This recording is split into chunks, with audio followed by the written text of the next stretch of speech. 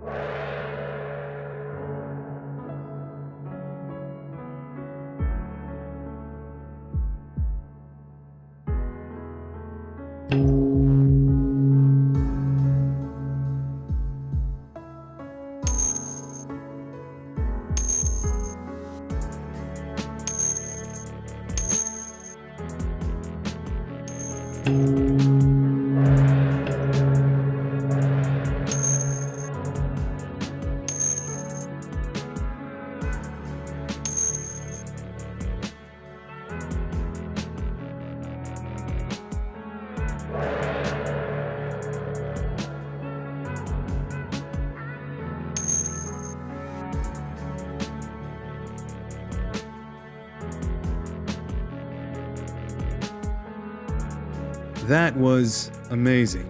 When you slow it down, then take a note of all the punches he'd land each contest, the combinations he'd utilize to not only enter the pocket but also outwork his typically bigger opponents, you realize he's much more than just hooks and head movement. Mike Tyson is a technical onslaught armed with a high fight IQ.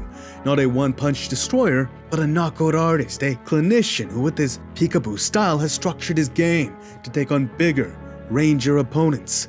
That's what we miss in the rapid transition between hooks and head movement.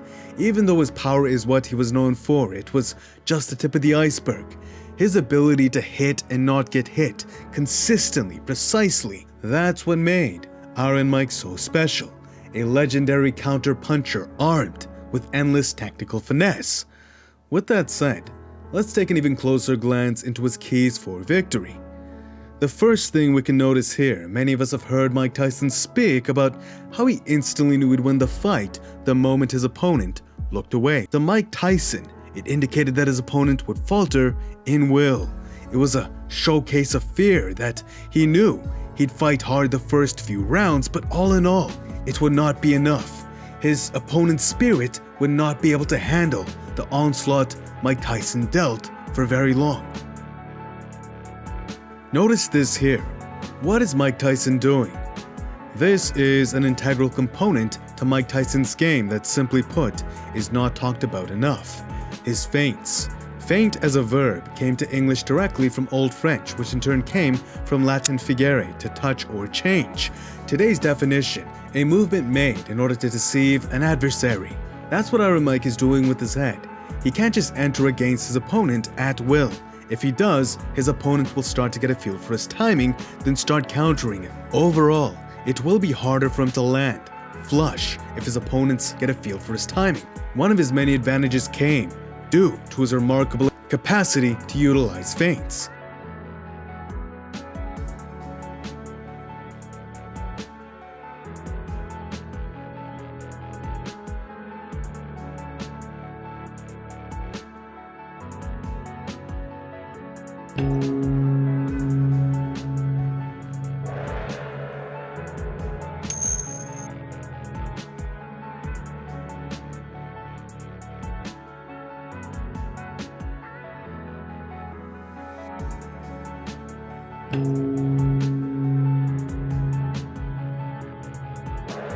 If Mike Tyson's opponent throws a strike against his feint, thinking it was an entry attempt, inadvertently they have given Mike Tyson the reach to now enter against. Slipping, ducking, Mike weaving into the pocket. He utilized his head movement to enter against that strike. Mike Tyson used his speed to enter against the reload of their punch.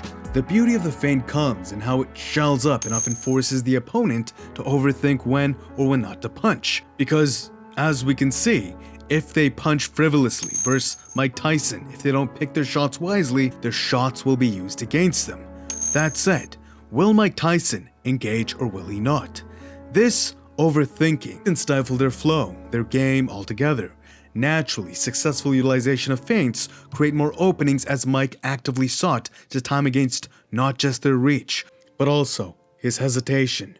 With that said, looking at the final sequence as Mike Tyson ducks into the pocket, Mike felt he could, but as he does, Trevor Berbick, overwhelmed, exhausted, he sought to tie up.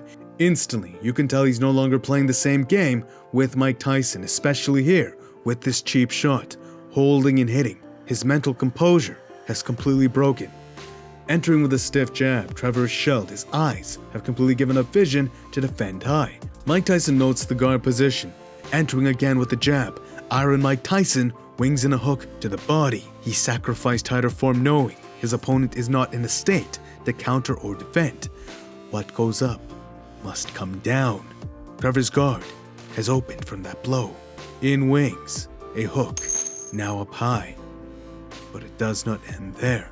He winds all that kinetic energy from that hook into his left. Then as Trevor exits out into the direction of that force, watch here. It's subtle, but watch how Mike Tyson adjusts his angle by swapping stances. His right hand has now become his lead. Leaping lead hook enters against the bewildered Trevor Berbick. He's forced to shell up. In his state, he can't keep up in box with Mike Tyson. He's reached his VO2 max. And, quite frankly, he's mentally broken. On the break, from here, the only reasonable answer he feels is to walk in against Mike Tyson's reach and tie up again. Body head. Trevor has recovered just enough to avoid the uppercut. Trevor looks as though he's retained composure. Mentally, he's ready. He wants to continue fighting. Unfortunately for him, there are physics to this reality.